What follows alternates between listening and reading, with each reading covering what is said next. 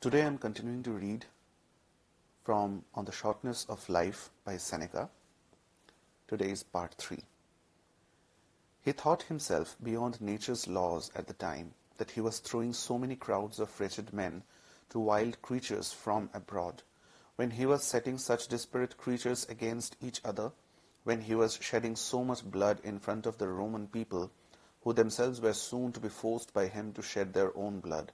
But later he himself, betrayed by Alexandrian treachery, offered himself to be stabbed by the lowest slave, only then realizing that his surname, Great, was an empty post. But to return to the point from which I digressed, and to illustrate how some people spend useless efforts on these same topics, the man I referred to reported that Metellus, in his triumph, after conquering the Carthaginians in Sicily, alone among all the Romans, had 120 elephants led before his chariot, and that Sulla was the last of the Romans to have extended the Pomerium, which it was the ancient practice to extend after acquiring Italian, but never provincial territory.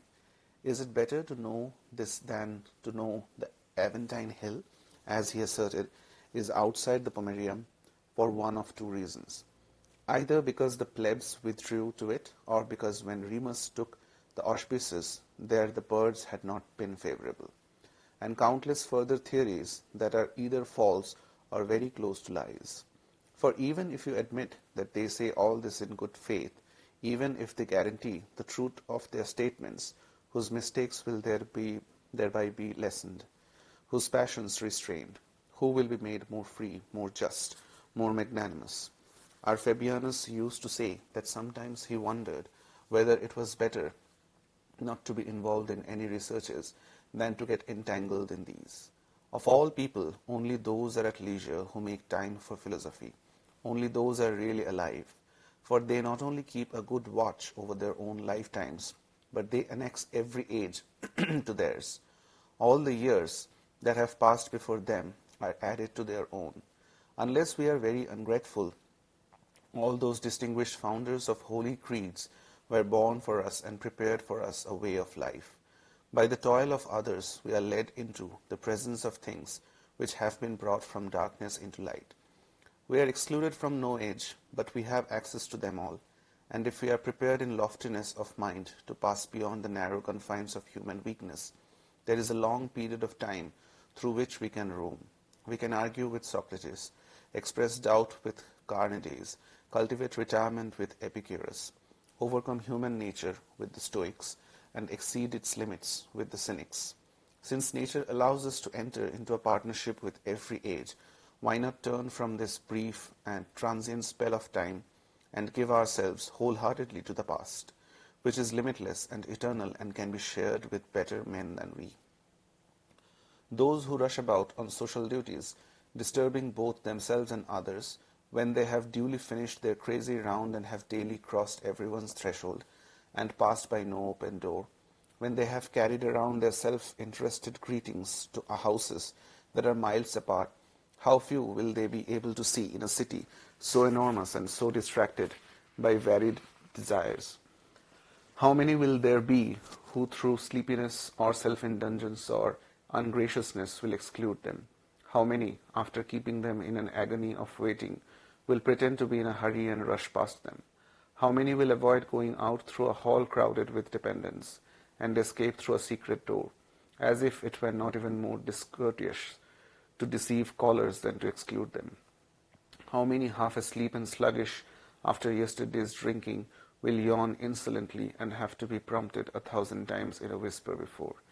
Scarcely moving their lips, they can greet by name the poor wretches who have broken their own slumbers in order to wait on another's.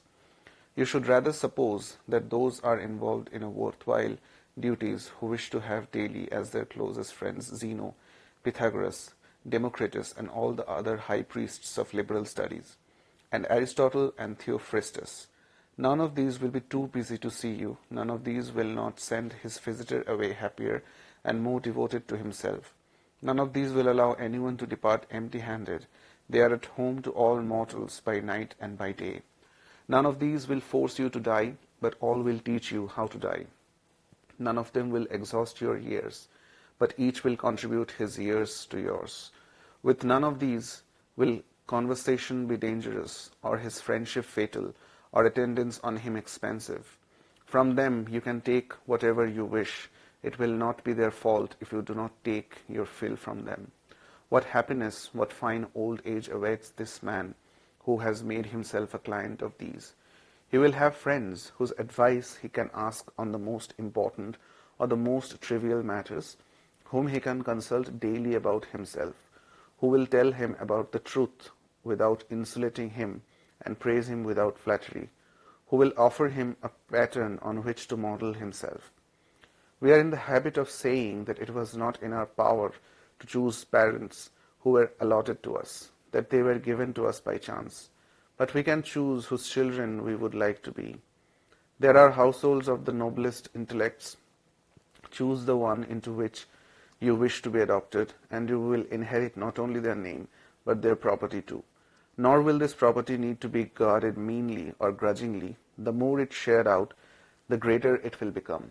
These will offer you a path to immortality and raise you to a point from which no one is cast down. This is the only way to prolong mortality, even to convert it to immortality. Honors, monuments, whatever the ambitious have ordered by decrees or raised in public buildings, are soon destroyed.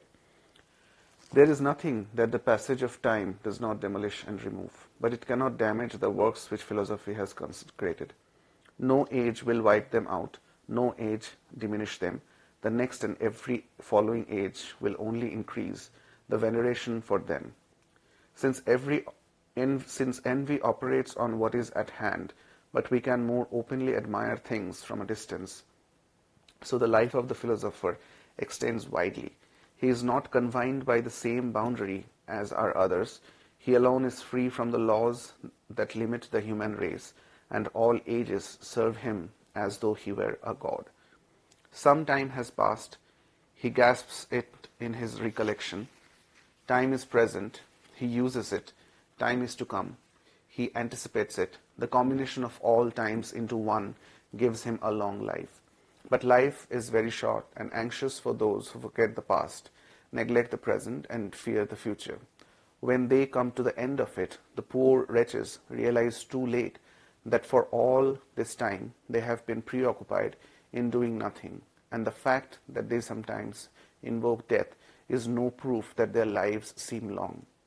Their own folly afflicts them with restless emotions which hurl themselves upon the very things they fear. They often long for death because they fear it, nor is this a proof that they are living for a long time, that the day often seems long to return. Or they complain that the hours pass slowly until the time fixed for dinner arrives. For as soon as their preoccupations fail them, they are restless with nothing to do, not knowing how to dispose of their leisure or make the time pass.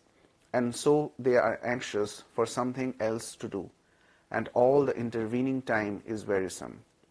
Really, it is just as when a gladiatorial show has been announced, or they are looking forward to the appointed time of some other exhibition or amusement.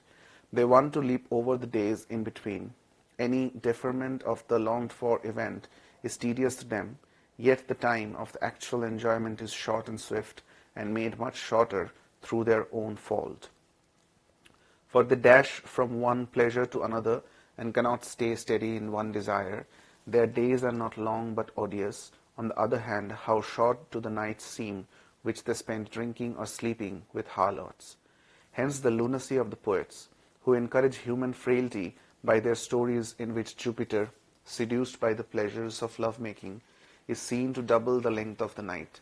What else is it but to inflame our vices when they quote the gods to endorse them? And as a precedent for our failings they offer, and excuse, the wantonness of the gods. Can the nights with which they purchase so dearly not seem much too short to these people? They lose the day in waiting for the night, and the night in fearing the dawn. Even their pleasures are uneasy and made anxious by various fears, and at the very height of their rejoicing, the worrying thought steals over them. How long will this last?